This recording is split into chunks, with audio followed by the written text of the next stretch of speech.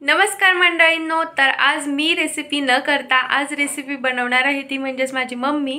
तर आज बनवणार आहे खानदेश स्पेशल बट्टी, वरणबट्टी आणि गंगाफळची भाजी। तर आमच्याकडे त्याला गंगाफळ म्हणतात, तुमच्याकडे काय म्हणतात हे मला नक्की कमेंटमध्ये सांगायला विसरू नका।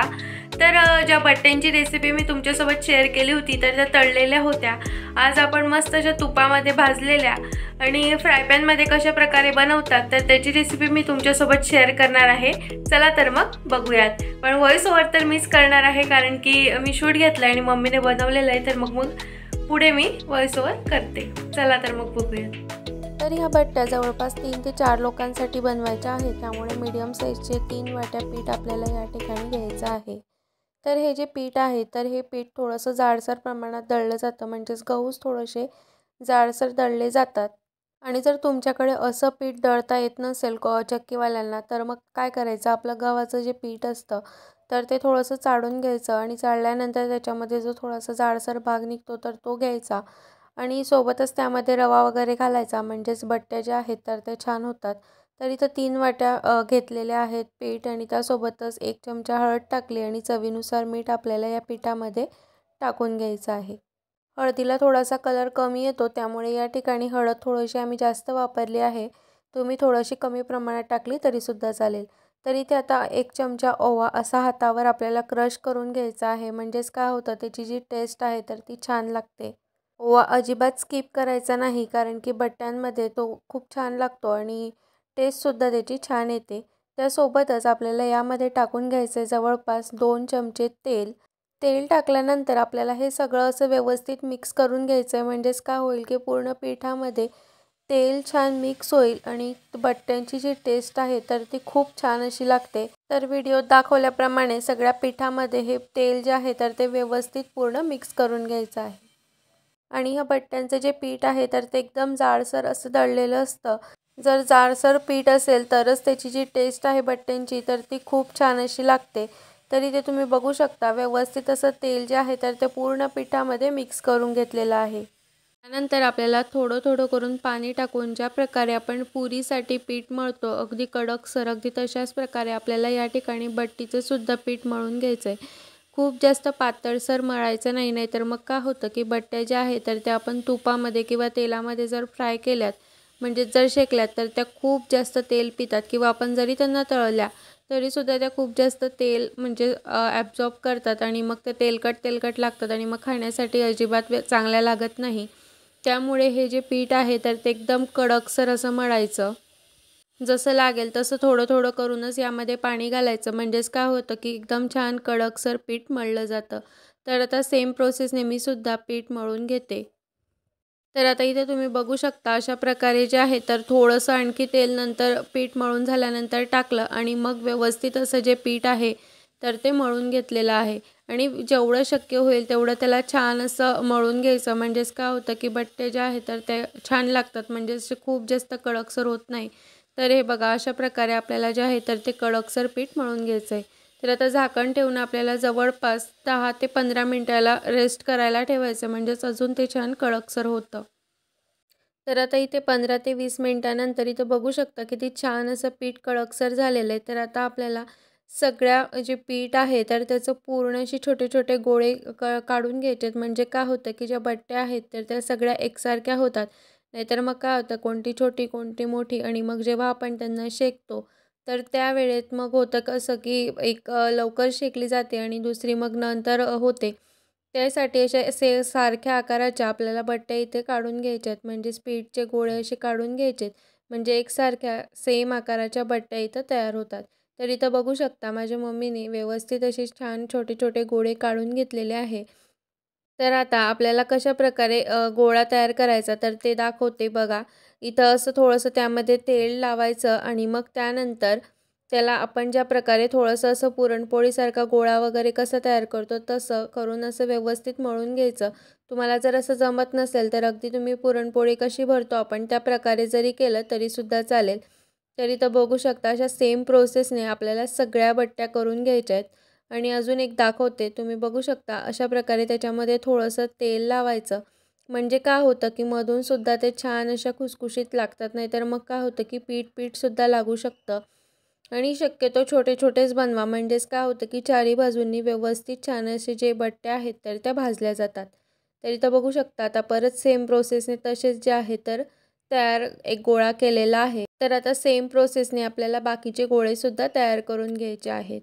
तर इथं अशा प्रकारचं नॉनस्टिकचं फ्राय पॅन घेतलेलं आहे. जर तुमच्याकडे अशा प्रकारचं फ्राय पॅन नसेल तर नॉनस्टिकच्या कढईमध्ये व सुद्धा तुम्ही हे करू शकतात. तर इथं आता ना तूप टाकून घ्यायचं आहे, म्हणजेच थोडंसं जास्तच तूप टाकायचं, कारण की नंतर मग टाकण्याची अजिबात गरज पडत नाही. तर इथं जवळपास ना 3 ते 3.5 चमचे तूप यामध्ये टाकून घेतलेलं आहे. तुपाऐवजी तुम्ही या ठिकाणी तेलाचा सुद्धा वापर करू शकतात, म्हणजेच तूप आणि तेल कुठलंही एक टाकलं तरीसुद्धा चालेल. पण तुपामुळे जी छान टेस्ट येते तर ती तेलामध्ये येत नाही. त्यामुळे शक्यतो खानदेशामध्ये तूपच टाकलं जातं. तर आता याच्यामध्ये बघू शकता आता संपूर्ण म्हणजेच जे फ्राय पॅन आहे त्यामध्ये बसेल एवढं तूप टाकलेलं आहे, म्हणजेच पूर्ण पार्ट कव्हर होईल एवढं. तर आता ना एक एक करून थोडंसं तूप गरम झालं की आपल्याला यामध्ये बट्ट्या ज्या आपण बनवून घेतलेल्या आहेत, जे गोळे आपण तयार करून घेतलेले होते तर ते यामध्ये आपल्याला ठेवून घ्यायचे आहेत.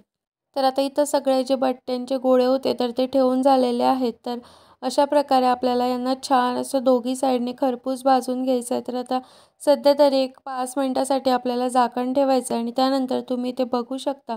झाकण उघडल्यानंतर आता इथे आपल्याला परत ह्या जे आहे तर एक साईड छान अशी झालेली, म्हणजेच एक साईड छान भाजली गेलेली आहे. तर आता दुसऱ्या साईडने आपल्याला यांना पलटवायचं आहे. तर सेम प्रोसेसने आपल्याला ना ही जी आपण साईड पलटवतोय म्हणजेच वरच्या बाजूला सुद्धा आपल्याला आता परत छान असं खरपूस भाजून घ्यायचं आहे. म्हणजेच काय होतं की असंच सेम प्रोसेसने आपल्याला फक्त वरतून आणि खालून नाही तर चारही बाजूंनी आपल्याला व्यवस्थित असं छान भाजून घ्यायचं आहे. म्हणजेच कुठूनही कच्चा पण आपल्याला लागत नाही. एकदम छान असे जे आहेत तर त्या बट्ट्या भाजल्या जातात. तर इथं बघू शकता आता दुसरी साईडसुद्धा छान अशी खरपूस भाजली गेलेली आहे. आता आपल्याला अशा प्रकारे थोडंसं उभं आडवं असं करून आपल्याला ना एक एक करून त्यांना छान असं चारही साईडने आपल्याला भाजून घ्यायचं आहे. तर ही सगळी प्रोसेस करण्यासाठी ना जवळपास 20 ते 25 मिनटं लागतात. मंद गॅसवरतीच आपल्याला हे सगळं होऊ द्यायचं आहे. खूप मोठा जर गॅस केला तर काय होतं की वरतून खूप असं जळल्यासारखं होईल आणि मग मध्ये एकदम पीठ कच्चं कच्चं असं काहीसं लागेल. त्यामुळे ही सगळी जी प्रोसेस आहे तर ती आपल्याला संपूर्ण प्रोसेस एकदम मंद गॅसवरतीच करायची आहे. तर आता सेम प्रोसेसने ना चारी साईडने व्यवस्थित छान असं भाजून घेतलं. तरी आता गॅसची फ्लेम जी आहे तर ती बंद केली आणि आता या ठिकाणी तुम्ही बघू शकता किती छान सगळ्या साईडने आपल्या ज्या बट्ट्या आहेत तर त्या छान शेकल्या गेलेल्या आहेत. बट्ट्या तर तयार झालेल्या आहेत. तर चला आता छान अशी गंगाफळाची भाजीसुद्धा बनवूयात. तर या ठिकाणी हिरवी मिरची, आलं, लसूण आणि थोडंसं जिरं हे छान असं बारीक वाटून घ्यायचं आहे. आणि या ठिकाणी ना आपण गंगाफळ जे आहे तर ते असं कच्चं घ्यायचं. त्यामुळे भाजीची जी टेस्ट आहे तर ती छान लागते आणि एकदम गोळचट खूप जास्त असं लागत नाही. तर मी मिरच्या खूप जास्त प्रमाणात घेतलेल्या आहेत, म्हणजेच आम्हाला थोडंसं तिखट लागतं त्यामुळे. तर तुम्ही तुमच्या चवीनुसार मिरच्यांचं प्रमाण कमी किंवा जास्त करू शकतात. पण गंगाफळ जे आहे तर ते थोडंसं गोडसर असतं. त्यामुळे काय होतं की आपल्याला जर कमी मिरच्या घेतल्या तर ती भाजी एकदम गोडसर लागते. इथं ना आपल्याला अगदी झटपट भाजी बनवायची आहे. त्यामुळे कुकरमध्ये 1 ते 1.5 पडी तेल टाकून घेतलं. त्यामध्ये 10 ते 12 मेथीदाणा टाकले आणि सोबतच अर्धा चमचा मोहरी. मोहरी छान फुलली की त्यानंतर लगेचच आपल्याला त्यामध्ये टाकून घ्यायचं आहे जिरं. अर्धा चमचा जिरं त्यामध्ये मी टाकून घेतलेलं आहे. जिरं, मोहरी आणि जे आपण मेथीदाणे टाकले होते तर ते छान असे फुलू द्यायचे आणि मग त्यामध्ये आपल्याला टाकायचा आहे कढीपत्ता. तर अशा प्रकारे भाजीला छान अशी फोडणी द्यायची आणि थोडंसं अगदी पाव चमचा हिंगसुद्धा आपल्याला त्यामध्ये घालायचं आहे. हे सगळं छान तयार झाल्यानंतर जे वाटण आपण वाटून घेतलेलं होतं बारीक तर ते आपल्याला यामध्ये टाकून घ्यायचं आहे. तर 2 ते 3 मिनिट आपल्याला तेलामध्ये हे छान परतून घ्यायचं आहे, म्हणजेच त्याचा जो कच्चेपणा आहे तर तो संपूर्ण या ठिकाणी निघून जाईल. आणि मिरच्या ज्या आहेत तर त्या थोड्याशा छान तेलामध्येच फ्राय होऊ द्यायच्या, म्हणजेच काय होतं की जे खूप जास्त असं तिखट वगैरे लागत नाही.